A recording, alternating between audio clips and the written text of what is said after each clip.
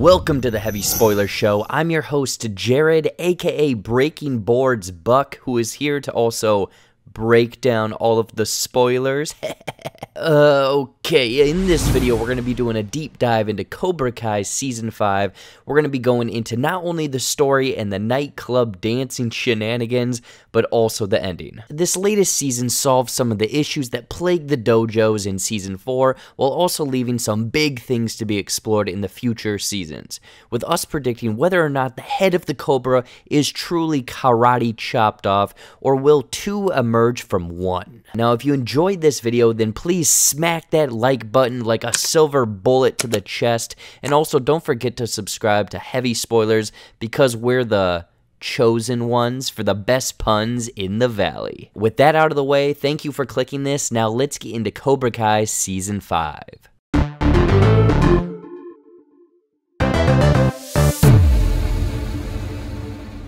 Okay, so Season 5 opens on an almost Globo Gym advertisement showcasing how Cobra Kai is the peak of any dojo in the valley, having the best equipment, experienced senseis, state-of-the-art snack bar, and opening more and more locations in the valley every single day. This ties into the ending of Season 4, where Terrible Terry tells Krusty Kreese he is finally shedding him of his weakness and showing the world what Cobra Kai can finally be, which results in Kreese going to prison because he is framed for the assault on Stingray, getting him out of the picture to no longer interfere with the expansion of the Cobra Kai dynasty. With this mentality of teaming up with your past that Kreese and Terry had going for them is also in full force on the side of Miyagi-Do, not only with Johnny and Daniel-san, but Chozen, who shows up at the end of Season 4, has become a well-established member as a sensei at Miyagi-Do, combining his teachings with the other teachings of Miyagi-Do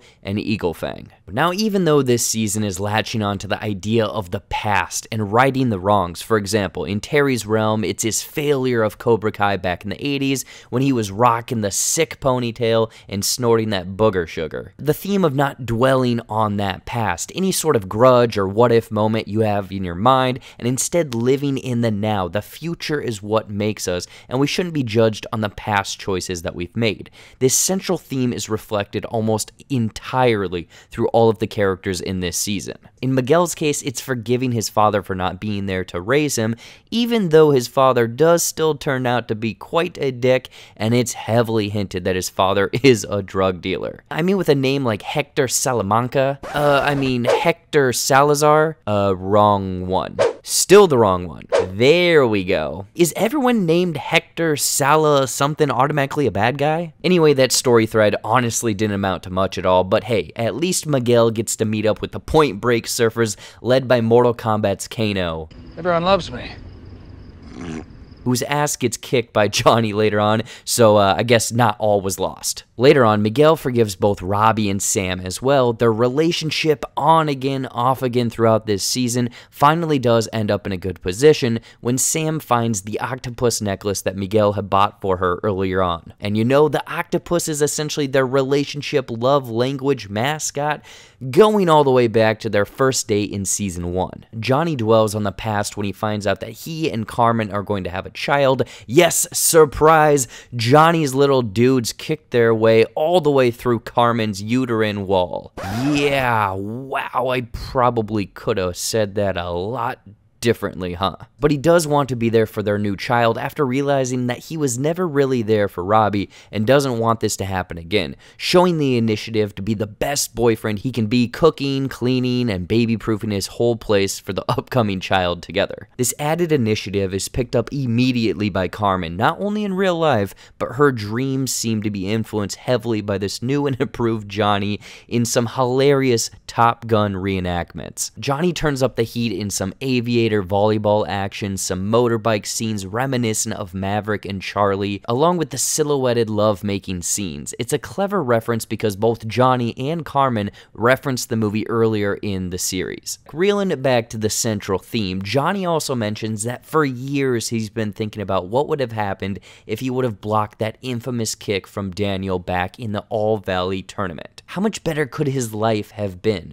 But now almost takes a step back from all of those notions and thoughts thoughts that have been going around his mind, and is now almost content and happy with the journey that has led him to where he's at, with Carmen and his new friends and this new baby that's on the way. Even Chozen, who I thought would be way more of a side character, gets his time to not only flesh out some of his teachings and whoop some ass, but there is some solid character development from him and the regrets that he has from The Karate Kid Part 2. He mentions that after those events of that movie, he was almost labeled this coward of his village, too like Johnny, regretting the actions of his past, and that he kind of is now on this redemption arc in a sense. But also how he still, after all of these years, still has a longing for Kumiko, who was featured in Karate Kid Part 2. It's him looking back and rethinking it's not too late to show this person that I have changed, which is an amazing growth from his character in essentially, you know, the Karate Kid Part 2. Because attempted murder isn't always the strongest pickup line, folks. I'm curious if the two of them will somehow wind up together in Season 6, because Chozen was dropping some saucy drunk voicemails for Kumiko. Now, one of the biggest new additions to this season was the introduction of the Sakai Take World Karate Tournament. Though little information was given, it's supposed to be the most prestigious karate tournament in literally all of the world, like All Valley times like a bajillion. This can help expand the Cobra Kai world and lore much further than just the Valley, like I said. It's quite a tease, don't get me wrong, but both teams winning invites to this world tournament, it allows for some characters from the previous seasons and movies to make a return. Julie Pierce, along with even more intense rivalries and karate techniques. It was fun to watch the Seikai Teikai committee spectate each of the dojo's trainings, because the contrast between these two has heavy Rocky IV vibes running through them. While the Cobra Kai gym has state-of-the-art technology, Miyagi-Do is doing things way more like old school, kind of bare bones, like the contrast between Rocky and Drago do in that movie. Johnny even references it a couple times when talking with the committee about running up some snow-covered peaks, with the committee head also agreeing that he loves Rocky IV. Johnny later on references the ending speech about how everyone can change, both referencing the movie and also tying in with the theme of the past is the past and the future is what really matters. If I can change, and you can change, everybody can change. If I can change, Я думаю, что каждый тоже изменился сегодня. and you can change, Вы можете измениться. everybody can change. He gets it. I do. Now, one of the biggest reveals in this season is that Terry had paid off the officials at the All Valley Championship in Season 4, biggest shocker yet, right? Meaning that Tori's trophy and win were essentially illegitimate. Tori lets Miyagi-Do know of this wrongdoing, and it's essentially their mission to recover any sort of footage or proof to chop off the snake's head once and for all. There is a bit of almost like a two-part plan here that's going on, where Miyagi-Do and Cobra Kai students all descend upon the Cobra Kai dojo, partaking in a huge karate orgy, fists and kicks everywhere. While this karate craze is happening, across town, Johnny, Chozen, and Mike Barnes. Yes, the same Mike Barnes that was the fighter of Terry Silver in the Karate Kid Part 3, but don't worry, we'll get to him later, just hold on. Now, Silver's goon squad of hand-picked senseis that actually includes cameos from UFC fighters Steven, Wonderboy, Thompson, and Tyrone Woodley, so yeah, the more you know, I guess. Square off against them, but the three ninjas kick back. This leads to Chozen being struck down by Silver's katana and left for dead in a pool of his own blood. Just kidding, he survives. However, Silver is finally canceled because the security cam footage of the tournament bribes are finally uploaded to YouTube, resulting in most of the Cobra Kai students finally turning on the dojo. You know, there's bad publicity for the Cobra Kai name, and Terry Silver is finally having his crimes catch up to him, resulting in him going to prison to hang out with his buddy Kreese, who had just been sent there at the end of Season 4 of Cobra Kai. Funny thing is, though, Greasy Kreese has the last laugh by escaping prison in a Frank Sinatra-backed Hannibal Lecter-esque fashion. Kreese had orchestrated a master plan throughout this whole season to make his own escape, faking a fight in the prison lunchroom to make it look like he was stabbed and died right there, only for the medical staff to realize that the blood was actually melted red Jell-O. The old melted Jell-O gag that never gets old, folks. Then knocking out a few guards, stealing a doctor's uniform, and finally escaping through the magnetically locked doors. With that, he used his therapist badge that he had stolen earlier on in the season. Kreese makes a daring escape like a fart in the wind and leaves us on maybe one of the biggest cliffhangers of this series yet.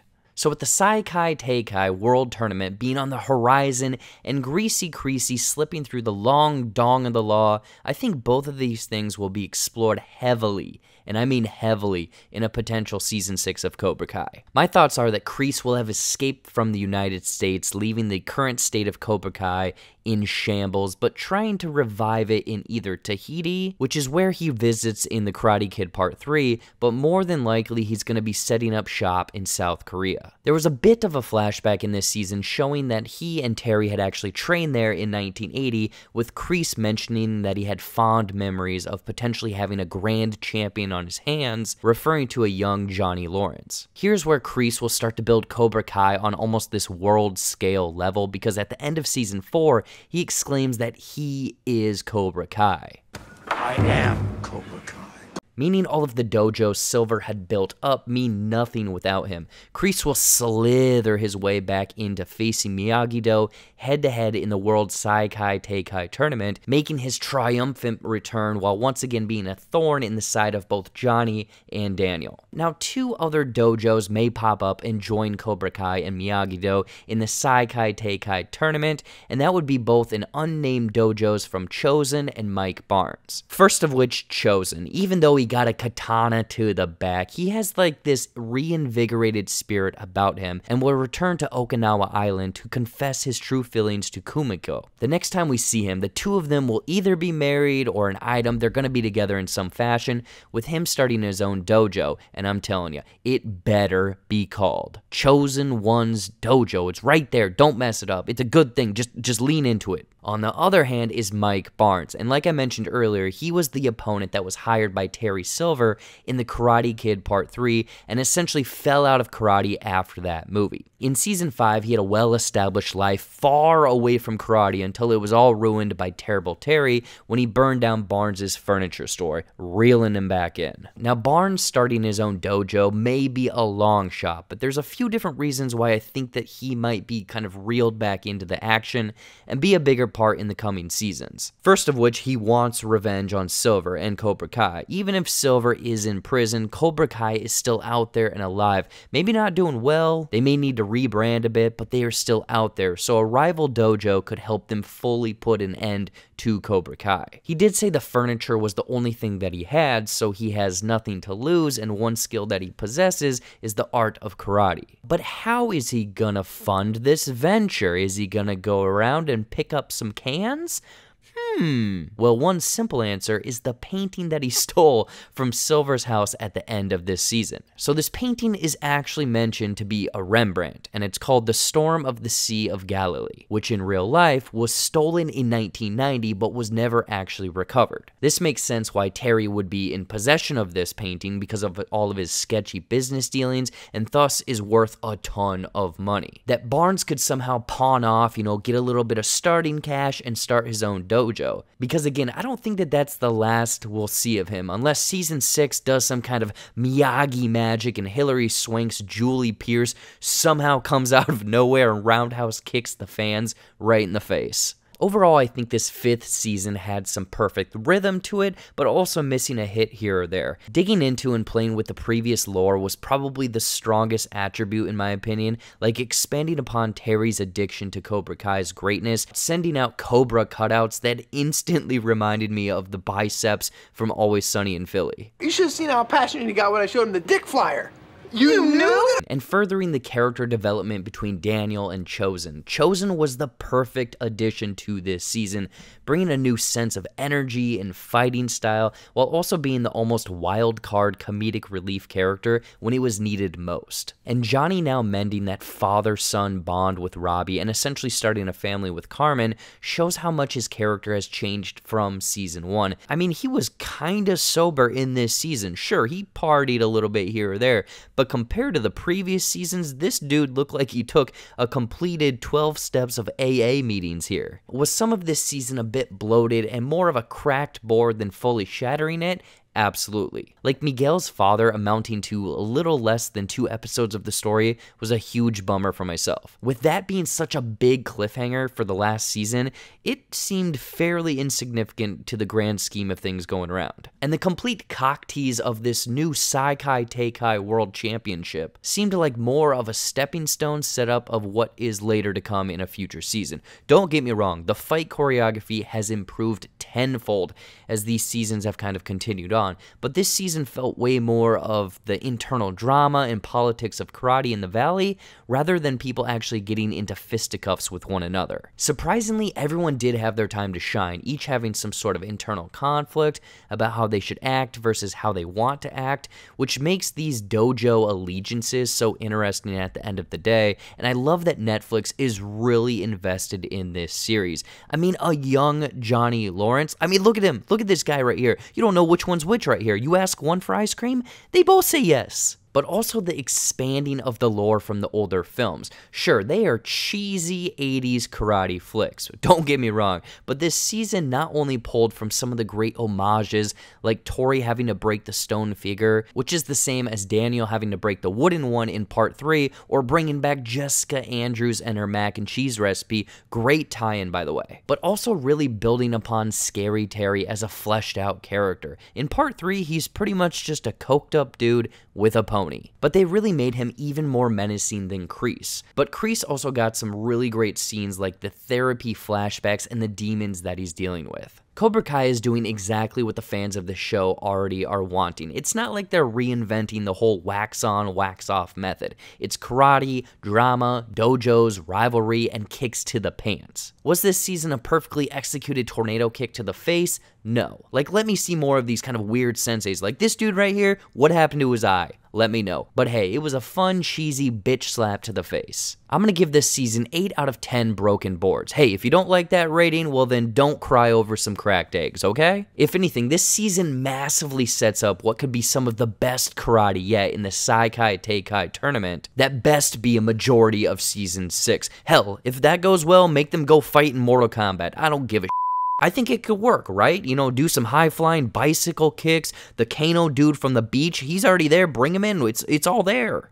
Anyway, I'd love to hear your thoughts on whether or not this season of Cobra Kai still has that bite that has kept you around for this long. We are currently running a competition giving away 3 copies, yes, 3 copies of Top Gun Maverick on the 15th of September. And all you have to do to have a chance of winning this is like this video, make sure to subscribe with notifications on, and drop a comment below with your thoughts and theories on this season of Cobra Kai. We pick the comments at random at the end of the month, and the winners of the last one are on screen right now. So if that is you folks, message me on Twitter at Heavy Spoilers. If you want something else to watch, be sure to check out some of our other cool videos right over there, like our House of Dragon breakdowns or Rick and Morty Season 6. Click one, you know you want to. With that out of the way, thanks for sticking through this video. I've been Jared, and I'm going to continue practicing karate in my garage. I'll see you next time. Take care and peace.